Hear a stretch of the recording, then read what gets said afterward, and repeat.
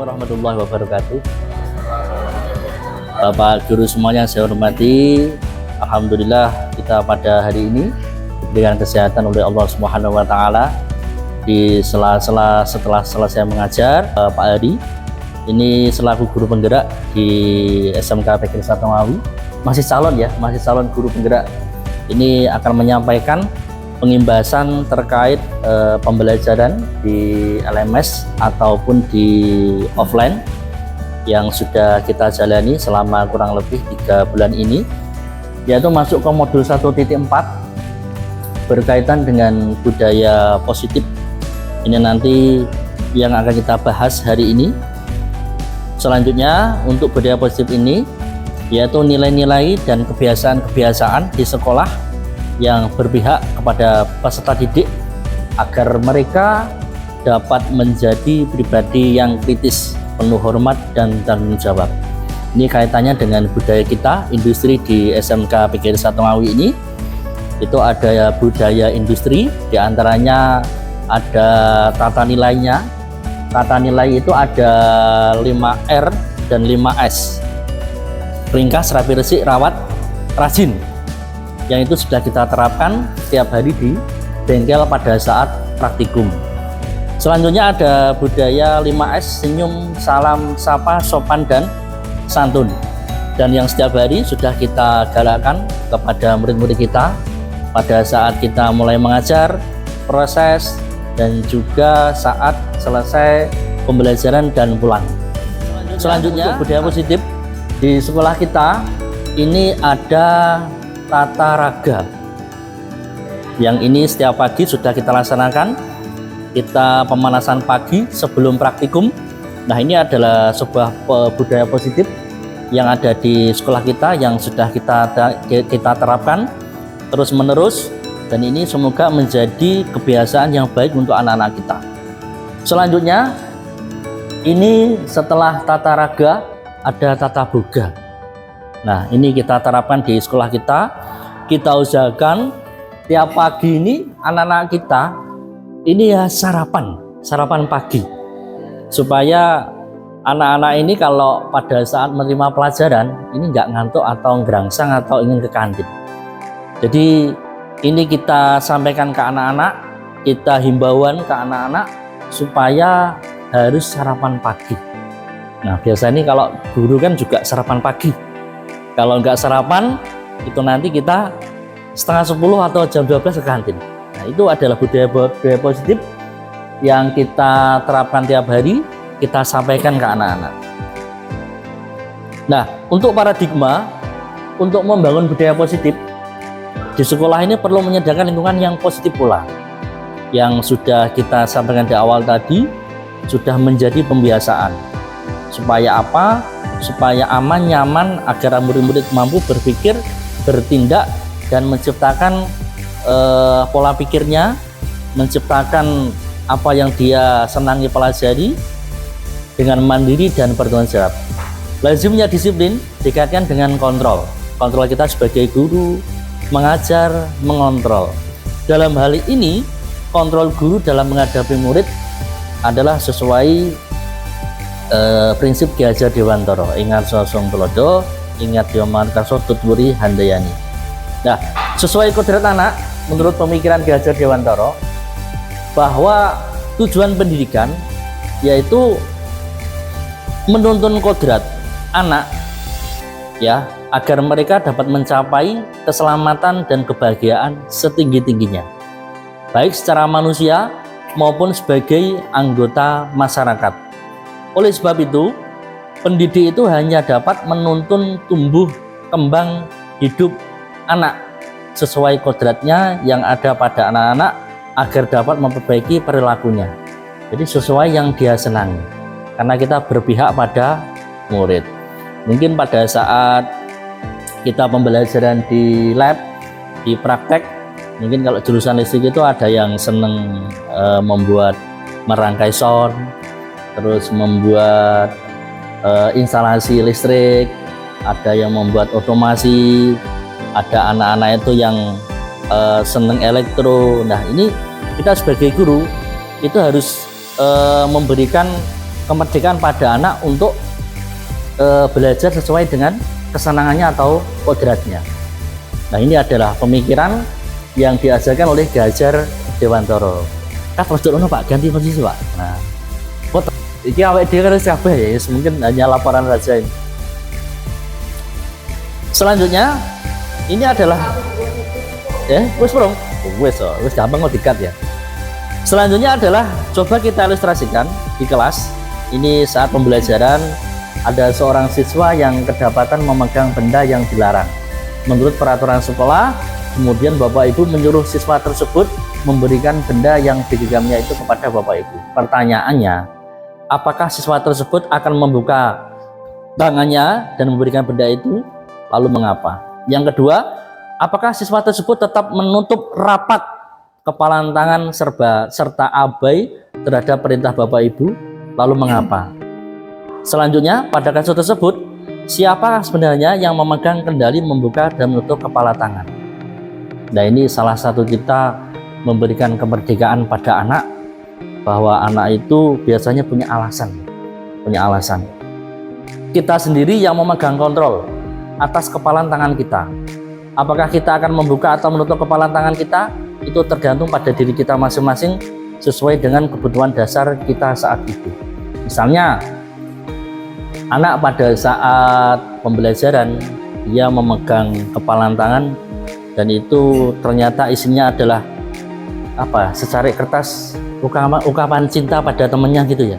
Kalau kita memaksa membuka kan ya namanya anak kan. Kan rahasia anak itu ya. Nggak mungkin anak itu akan membuka. Jadi kita harus punya kemerdekaan pada anak. Bisa jadi itu rahasia anak, bisa jadi itu kalau nanti kita buka dan orang lain tahu, itu nanti dia akan merasa malu dan akhirnya dia akan putus asa. Nah, seperti itu, Anda tidak bisa mengontrol orang lain, hanya Anda yang bisa mengontrol diri Anda sendiri. Jadi hanya kita sendiri yang mengontrol diri kita sendiri, bukan orang lain. Ya, selanjutnya perubahan paradigma teori kontrol, ilustrasi kontrol. Ilusi guru mengontrol murid, ilusi bahwa kritik dan membuat orang merasa bersalah tanpa menguatkan karakter.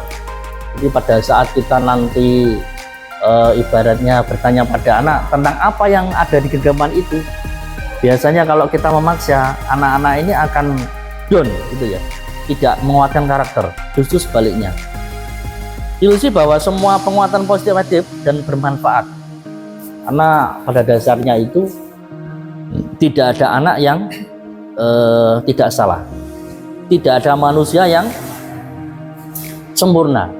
Jadi semuanya pasti ada salah, kita kuatkan anak tersebut. Ilusi bahwa orang dewasa memiliki hak untuk memaksa. Nah, ini perubahan paradigmanya.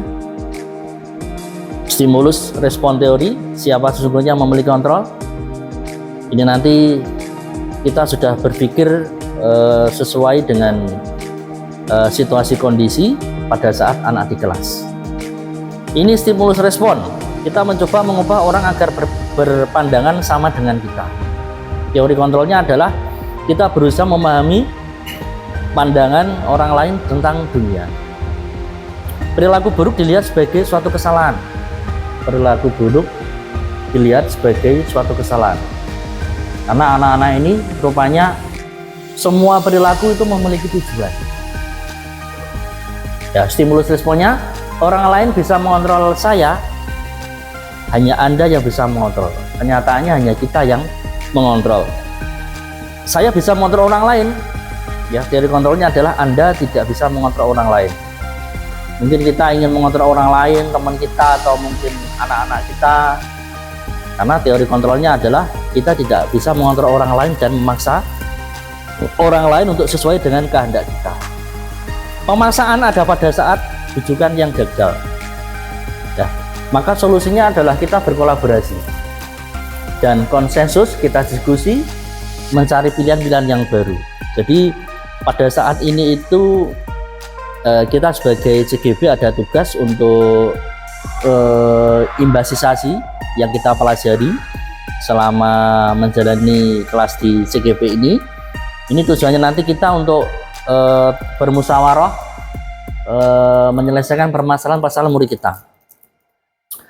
Selanjutnya model berpikir menang kalah. Nah, pada kenyataannya model berpikir menang dan menang. Dengan berpikir, dengan diskusi ini kita bisa menemui jalan keluar kita. Disiplin adalah kemampuan memerintah diri sendiri dalam mengontrol dan menguasai diri untuk memilih tindakan yang mengacu pada nilai-nilai yang kita hargai dengan penuh tanggung jawab. Pada dasarnya, disiplin itu tumbuh dari diri kita sendiri. Supaya apa? Anak-anak ini menjadi tumbuh berkembang. Dengan disiplin ini, anak-anak akan expert menguasai materi dia. Dengan disiplin ini, anak-anak ini bisa bermanfaat ke depannya. Ya, dengan disiplin ini anak-anak nanti harapan kita punya karya sesuai dengan kompetensinya, kemampuannya, pilihannya. Dan yang terakhir, anak-anak nanti dengan disiplin dia akan punya mimpi daripada yang kita ajarkan di kelas atau mungkin di lab. Ya, nilai-nilai kebajikan yang ingin dicapai oleh setiap anak Indonesia kita kenal dengan profil pelajar Pancasila. Nah, ini sudah kita terapkan di sekolah kita dan ini terus-menerus kita pelajari, kita ajarkan di kelas supaya nanti anak-anak bisa beriman, bertakwa kepada Tuhan Yang Maha Esa, bisa mandiri, ya, bisa bernegara kritis, berkepentingan global, bergotong royong dan kreatif. Nah, ini endingnya dari kurikulum kita yang kita jalani selama ini adalah kita berfokus pada nilai kebajikan di profil pelajar Pancasila. Selanjutnya, teori motivasi perilaku manusia untuk menghindari ketidaknyamanan atau hukuman. Nah, ini biasanya motivasi eksternal. Motivasinya, anak-anak itu ingin mendapat imbalan atau penghargaan dari orang lain. Untuk menjadi orang mereka inginkan dan menghargai diri sendiri dengan nilai-nilai yang mereka percaya. Ini adalah motivasi eksternal dan juga disiplin positif. Ini kebutuhan dasar manusia. Mungkin kita sama, ya, guru, murid, ya, kepala sekolah dan yang lain. Kebutuhan dasar manusia itu dia ingin dicintai. Ya, dia ingin kebebasan, dia ingin kesenangan, dia ingin menguasai. Jadi ini teori dasar manusia. Realitas kebutuhan kita berbeda. Kita berusaha memahami pandangan orang lain tentang dunia. Setiap orang memiliki gambaran yang berbeda. Tentunya kita tidak bisa memaksakan kehendak orang lain. Jadi kita sebagai guru, 5 posisi kontrol guru. Yang pertama adalah penghukum. Kita memberikan konsekuensi pada guru, ya, membuat mereka bersalah. Kita membuat murid-murid kita ini adalah teman, dan kita sebagai guru, sebagai pemantau, dan sebagai manajer. Ini ada 5 kontrol guru. Supaya kita nanti sebagai guru bisa menerapkan budaya positif, lingkungan positif, ya, kita bentuk. Jadi sebelum kita belajar atau mungkin di tahun ajaran baru kemarin, kita membuat keyakinan kelas. Kita sepakati peraturan kelas kita supaya nanti bisa berlangsung selama 1 semester. Mengapa harus kita membentuk keyakinan kelas? Keyakinan kelas adalah nilai-nilai kebajikan atau prinsip-prinsip universal yang disepakati bersama secara universal pula, lepas dari latar belakang, suku, negara, bangsa, ataupun agama.